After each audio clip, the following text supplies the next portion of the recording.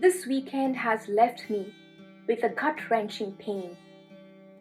Another young life gone too soon and lost to self-destruction. I would be lying if I stayed. Sushant Singh Rajput was my favorite. Probably the only film of his that I vividly remember scene by scene is MS Dhoni. I will always cherish his rendition of Mahi. Such a refreshing and charming presence he had on the big screen. I never watched him earlier on the television though. But today, I somewhat blame myself for choosing less of his movies, which indirectly meant I failed to support him enough as an audience in his acting journey. I understand why his loss feels personal to so many. While I chatted with my husband over dinner last evening, I realized one thing, that there is a tiny piece in each one of us that roots for the underdog. Those similar nerves to ditch the average and strive for something out of the ordinary. Those similar dreams to chase one's passion giving up on higher education. It is his hardships of being an outsider in an outlandish world that resonates with so many of our personal narratives. I did know always that in him we saw the guy next door who would rather go for the road less traveled and make it on his own, unlike many. In an industry that is ruthless and spares none, I do realize what it takes to rise from the scratch, pick substantial contents and unconventional subjects.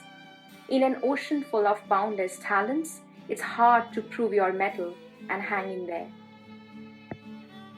Why is it that we always get to know someone better posthumously? I didn't follow him on Instagram, but now with so much trending on social media, I learned how his updates were loaded with stuff on energy, cosmos, coding, and many other interesting aspects. He was a rank holder in engineering entrance, and he clearly was a thinker with an educated and sharp mind. It would be utterly unfair to level his exit as just another quintessential case of quitting the battle for survival in a big bad world. Depression could possibly be the cause, or most certainly is. But I guess it's high time that we look around us and do some serious introspection on how the environment that we are living in and day out refuses to extend the kind of compassion and understanding we need. Nobody but we are the catalysts to such uncongenial and insensitive social setting. Our mental health is severely affected by the same social setting which is gradually turning into a sheer hazardous space. We are heading towards a future for our next generation where someone with 1.8 million followers on Twitter will still fight solitude behind closed doors. So at a personal level, I decided to consider this as a wake-up call and make up for everything that I have missed out on. I'm going to devote this week to connecting with everyone that I care for.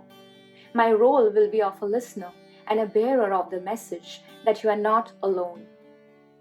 This will be my very own way of paying a tribute to not only the 34-year-old Sushant, but many others like him who is losing themselves to depression and eventual self-assassination. My logic is simple.